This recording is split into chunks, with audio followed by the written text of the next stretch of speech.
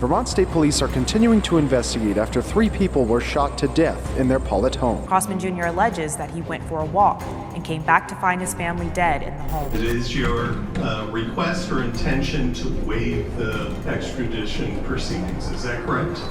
Yes. We're all shaken and grieving. Our hearts go out to everyone affected by this devastating loss. In September 2024, residents of a small town in Vermont woke up to horrifying news about an entire family being brutally murdered in their home. Nobody knew who had done it because the family was well liked in the community and they didn't have any enemies. But as an investigation began, evidence pointed to the most unlikely person as the killer, the 22-year-old son. Brian Crossman had a complicated relationship with his dad. But was this enough reason to shoot and kill his entire family? Or was someone else involved in the murders? The details in this case are both shocking and disturbing. But before we get to that, let's go back and look at how it all began.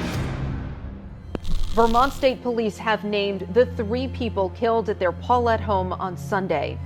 They are all related, and their deaths being ruled homicides. In the early hours of September 15th, 2024, just before dawn, 22-year-old Brian Crossman Jr. made a chilling 911 call to report that he had found his entire family dead and the house drenched in red. The Vermont State Police swiftly responded, and they found Brian waiting for them at a nearby elementary school. But when officers arrived, they were struck by the sight of Brian's clothes, which were soaked in red. He explained in a flat tone that the stains came from when he tried to drag his father's lifeless body outside of the house and load him into a utility vehicle to take him to his grandmother's house across the road. But apparently his dad's body turned out to be much heavier than he expected, so he decided to call 911. As Brian waited at the school with 2 officers, others ventured to the house. What awaited them was something out of a nightmare. Other officers went to the house where they discovered a dead man at the front door and a semi-automatic pistol on the floor inside the doorway.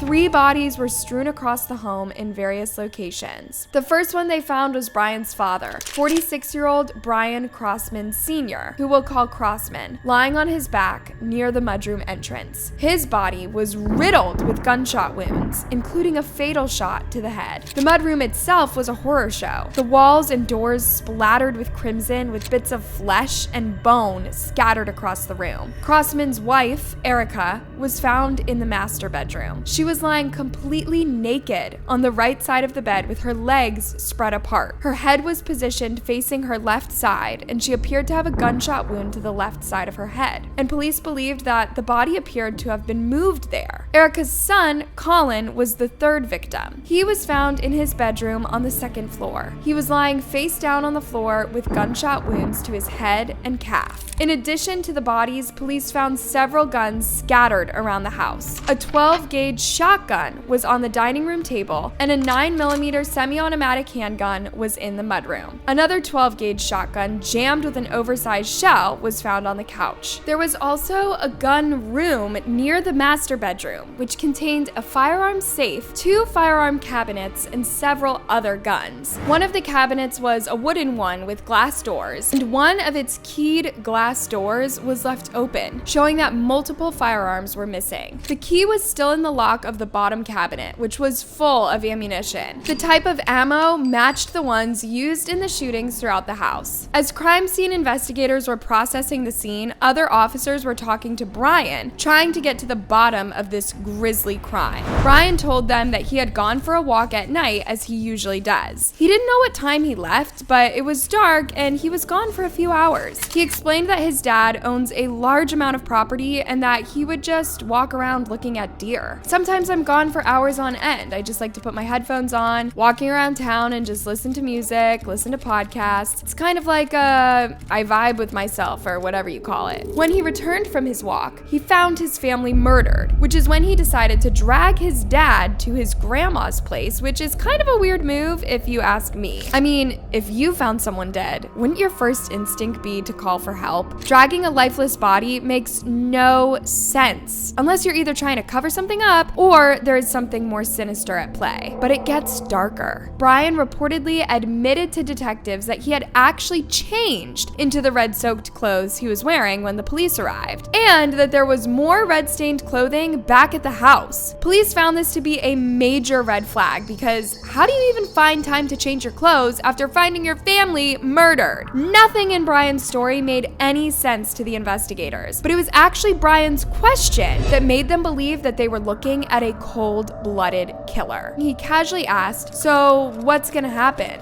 Am I gonna go to the hospital or go to jail? Or am I just gonna go with my aunt or just go home?" There was not even a tinge of sadness or emotions in his tone, and he just seemed bored and ready to move on with his life. This convinced detectives even more that Brian knew more about the murders than he was letting on.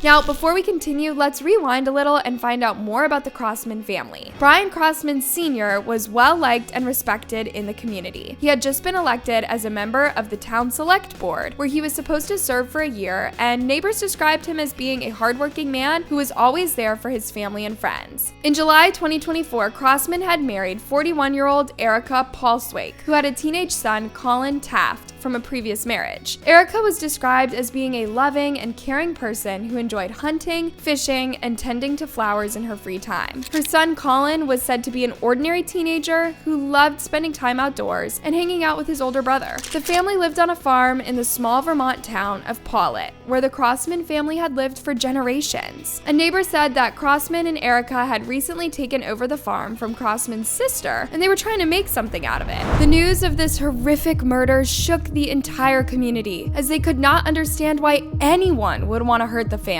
This little town is so quiet, it's beautiful, the people are so comfortable. We're all shaken and grieving. Our hearts go out to everyone affected by this devastating loss. Now, Brian Jr. was Crossman's son from a previous relationship. While there isn't a lot of information about that, we do know that he was living with his mom and her husband in Granville, New York, and was just visiting his dad that weekend. After speaking with multiple family members, investigators uncovered a dark, festering tension between father and son that very well could have provided the motive for the murders. Police interviews with Crossman's grandmother revealed that he was only staying at the house for the weekend. He lives in Granville.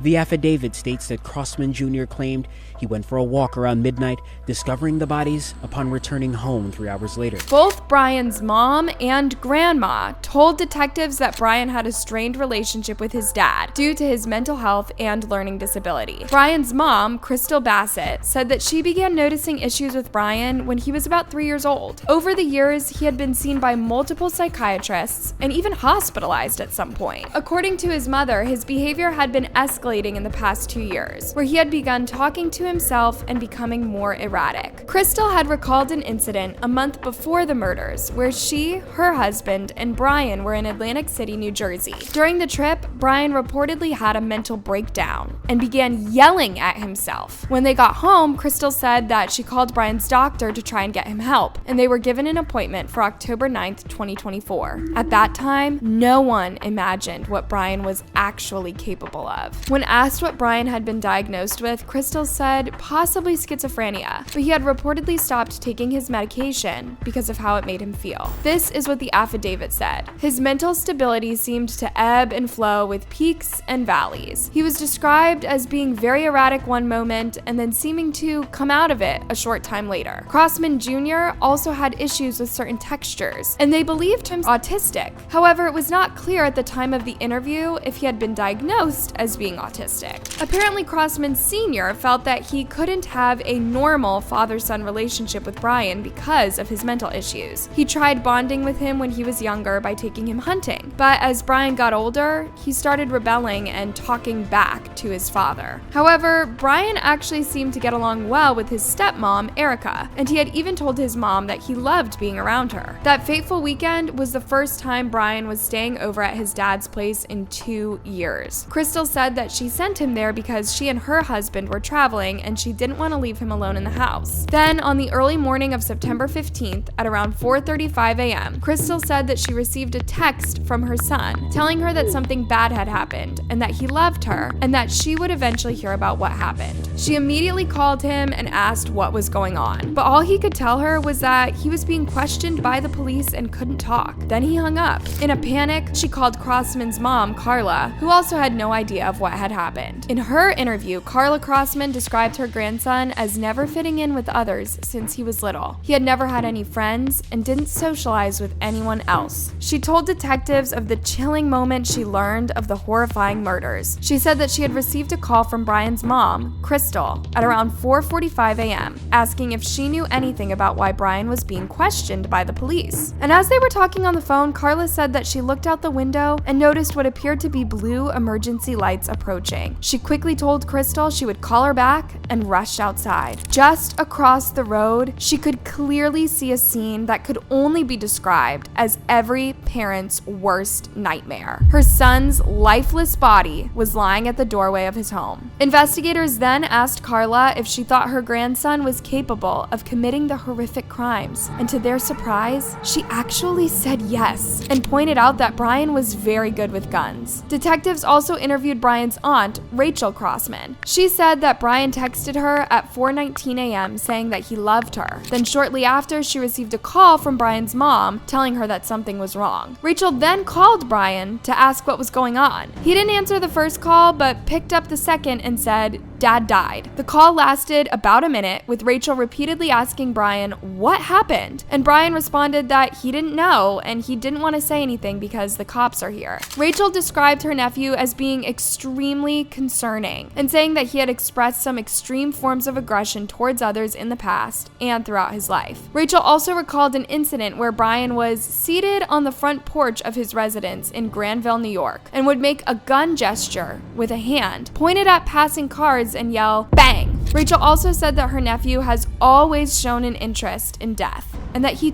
tortured frogs and kittens in the past. She told the detective that she believes her nephew suffers from dissociative identity disorder. Detectives also interviewed a family friend named Robert Taylor, who had known Crossman Sr. and Brian for several years and would sometimes go hunting with them. He told detectives about a chilling incident that happened about 3 years ago that made Taylor scared of Brian. The three of them had just returned from a hunting trip when Brian took a gun that Taylor had kept in his truck and pointed it directly at them. Taylor yelled at Crossman Jr. as he approached them, and later discovered that Crossman Jr. had loaded the magazine that Taylor kept at the center console of his truck into the firearm. Taylor confronted Crossman Jr. about the dangers of pointing a firearm at someone. Crossman Jr. initially said he was just looking through the scope, but then later stated something to the effect of, "One of these days, I'm going to kill him." Taylor asked, "Kill who?" And Crossman replied, "My father." After that incident, Taylor said he didn't see Brian for several years, until that fateful weekend when he passed by the Crossman's home. Taylor noted that Crossman Jr. seemed different and mentioned that Crossman Jr. was tipping his head sideways and laughing, which he had never seen before. He also stated that Crossman Jr. had a look in his eyes that looked right through you. While he was there, Taylor said that Erica confided in him that she didn't feel safe around Brian, and she was afraid to be left alone with him when Crossman Sr. went to work. She told Taylor that she was scared because Crossman Sr. was on call that weekend for Green Mountain Power and could be called out, leaving her alone with Crossman Jr. E. Crossman said that she had a pistol, but she never carried it and wasn't sure if she would be able to use it if she needed to. Taylor told E. Crossman to have Crossman Sr. lock up all the guns, and Taylor told Crossman Sr. that Erica was uncomfortable with Crossman Jr. being at the residence and the possibility of being there alone with him. That conversation reportedly happened around 5 p.m. on Friday, September 13th. The next day, Crossman Sr. was called into work on 4 separate occasions. Then on Sunday morning, Erica's worst fears came true.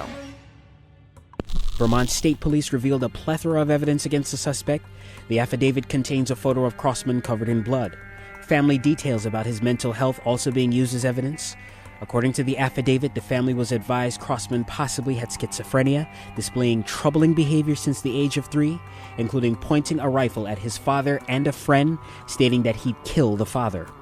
Crossman Jr.'s cell phone internet search history also revealed multiple searches about serial killers and unsolved murders. At the police station, Brian refused to answer any more questions from the police and asked for a lawyer. But even without his confession, the police found multiple evidence linking him to the murders. They noted that he had an injury on his right shoulder, which was described as being red and appeared fresh. The location of the injury was reportedly consistent to where a shooter usually places the butt of a long gun to fire it. Detectives also found multiple disturbing searches on his phone related to serial killers and unsolved murders. Brian had claimed that he didn't immediately call 911 when he found his family because there was no cell phone network in the house. But investigators found this to be a lie. On September 20th, Brian was arrested and charged with 3 counts of aggravated murder. So under Vermont law, aggravated murder is a first or second degree murder committed at the time of an aggravating factor.